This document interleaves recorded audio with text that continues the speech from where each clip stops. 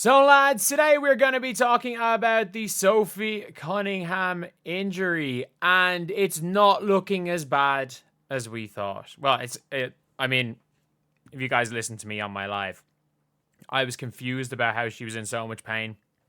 It looked like she did not roll it hard. It didn't look like it was a far roll. I was like, okay, maybe she could be okay, and obviously, you just never know what's going to happen.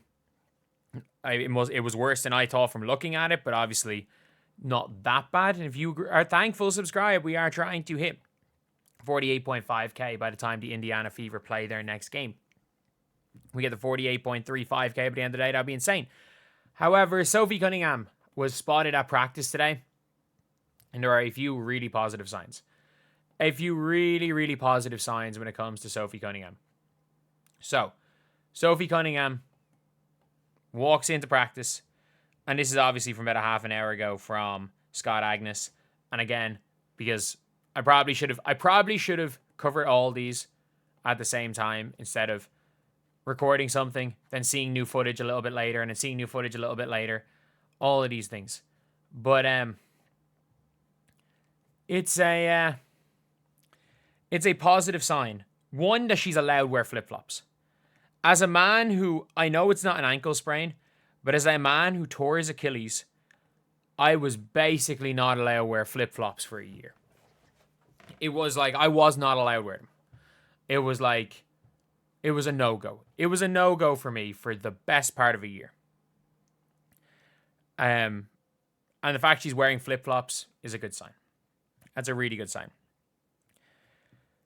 No cast, no brace, no crutches. More of a mild sprain, still a couple of weeks. And yeah, it looks to be extremely mild. I would say it's just a re-aggravation of the first thing. I would say it was a re-aggravation. And if you guys have ever had an injury, if you guys have ever had any sort of injuries, or if you are prone to injuries, and this is something that happens, I see it with players I've coached. I see it a bit with myself. Like, obviously, I have someone who has snapped my Achilles.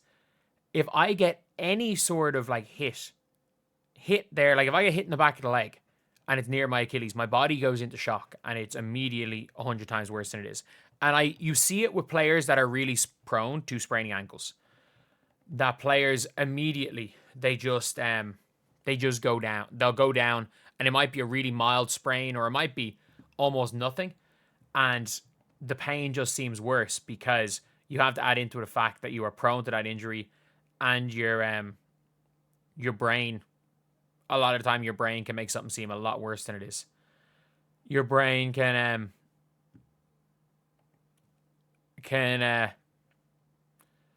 look a lot worse, to be honest. It can be a lot worse. I think she'll be okay. I think Sophie Cunningham will be okay. And ironically, I think Sophie Cunningham is the lesser of the two losses I think you can afford. I think genuinely that you can afford to have Sophie Cunningham. I can't believe I'm saying she's a bigger loss than Sydney Colson. She's not as big a loss as Colson. But you can play Lexi Hull 35 minutes. You still have Lexi. But you've now lost anything from a point guard. I would assume they're going to draft a point guard. I'm trying to think of what point guards that legitimately could be there that could help the team.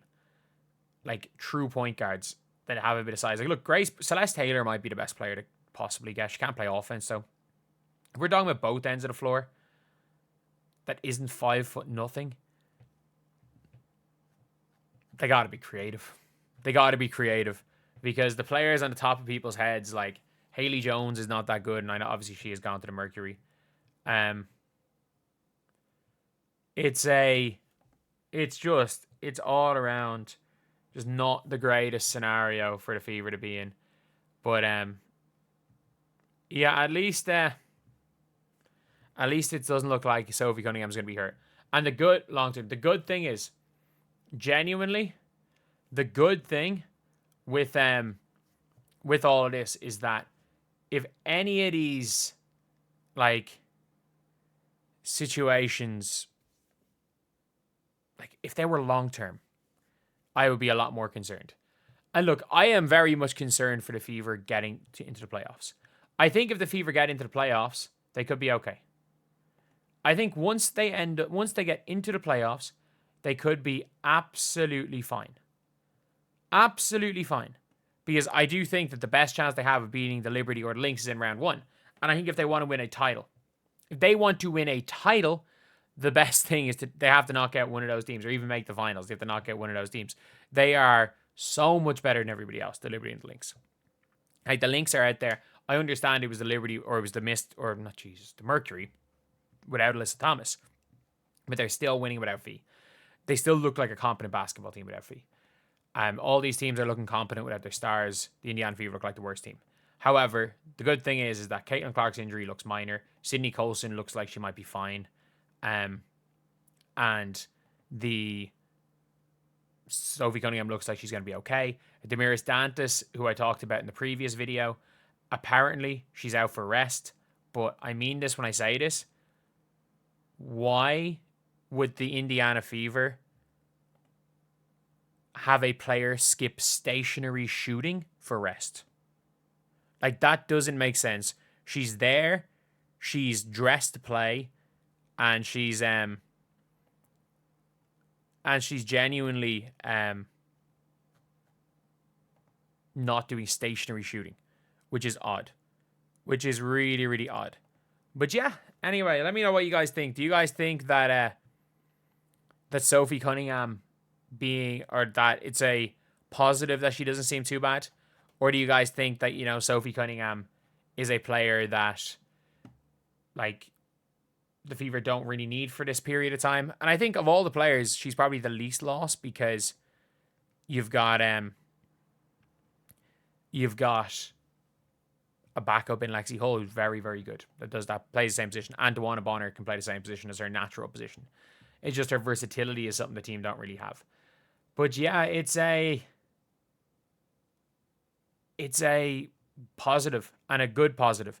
And I still think there's more to the Dantas injury.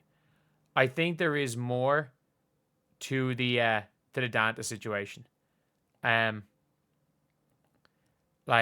think there's more to it, because there's either more to it, or it's just there's something weird about the Dantas situation. Like, obviously, I made the video about it, where I'm like, I don't know if she's missing for the game on Tuesday, and if she is, it's gonna be weird. But, like, she is sitting out fully of practice. Colson's doing stationary bike stuff.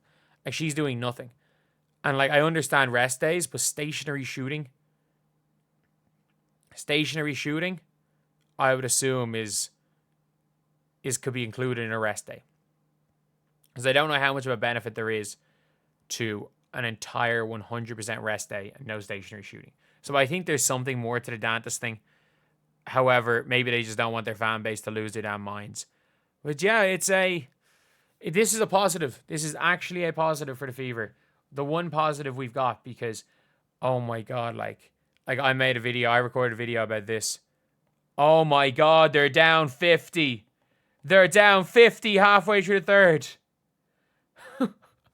Oh, this is bad. Anyway, I'll see you guys.